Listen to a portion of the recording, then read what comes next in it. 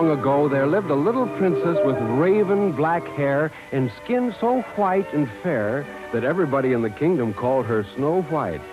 While Snow White was still a little girl, a new queen came to the kingdom. A cruel and haughty queen, so proud of her beauty, she would stand in the hall of mirrors and say, "Tell me, mirror, I command, am I the fairest in the land?" And the great mirror would answer, "In all the land there's none so fair as you, O queen with golden hair." Years passed, and Snow White grew into a dazzling beauty. Then one day when the queen asked, "You there, mirror on the wall, who is the fairest one of all?" the mirror answered, "There's time for truth and time for tact. But you, O queen, must face the fact that Snow White's beauty so sublime surpasses yours 1,000 times." Furious, the queen summoned a huntsman. "Take Snow White into the wilderness. Lose her. She'll be gobbled up by wild animals, and I'll be rid of her forever." The obedient huntsman led Snow White deep into the forest. And when he was sure she was lost, he returned to the castle. Snow White wandered through the forest. Suddenly she came upon a little log cabin in a clearing. No one was home, but inside Snow White counted 7 little chairs, 7 beds, 7 places at the table.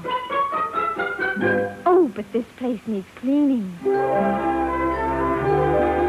Snow White worked hard straightening up the house, and when she was finished, she stretched across 2 little beds and fell fast asleep. Toward evening, when the sun was setting, some little men came marching down from the mountains where they dug all day for gold in the mines. There were 7 of them. One with a dimple, one with a frown, a third like a wizard, a fourth like a clown, a fifth who was naughty, a sixth who was sweet, and an odd one, the 7th, with 2 left feet. They were the 7 dwarves, and Snow White was sound asleep in their home. Into the cottage marched the 7 dwarves. Someone had cleaned their house, and someone was fast asleep across 2 beds. Just then Snow White woke up and rubbed her eyes, and the first thing she saw was 7 little men standing round her.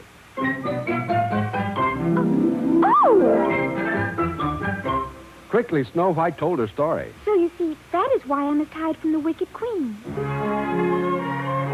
All 7 dwarves were so taken with Snow White that they decided she had to stay with them. Oh, thank you. And I'll cook and keep house for you.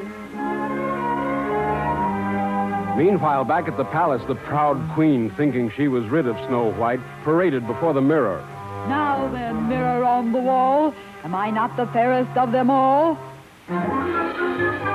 But the mirror answered, "Past 6 green hills, 10 leagues away, the 7 dwarves bid Snow White stay to cook and sew and lend a hand and be the fairest in the land." Furious, the queen plotted against Snow White. Disguised as a beggar selling apples, she journeyed across the 6 hills and finally came to a little cottage where Snow White lived. Please, Snow White, buy an apple from a poor woman. Why, yes.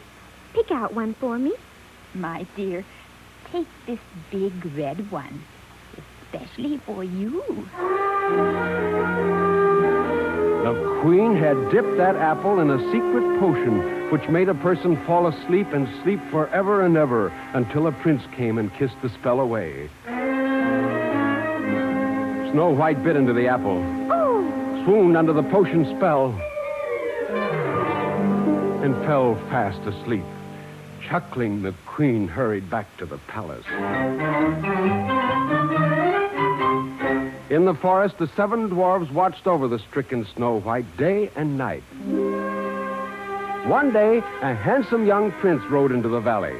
When he saw the sleeping Snow White, he was so overcome with love that he bent down and kissed her. Oh,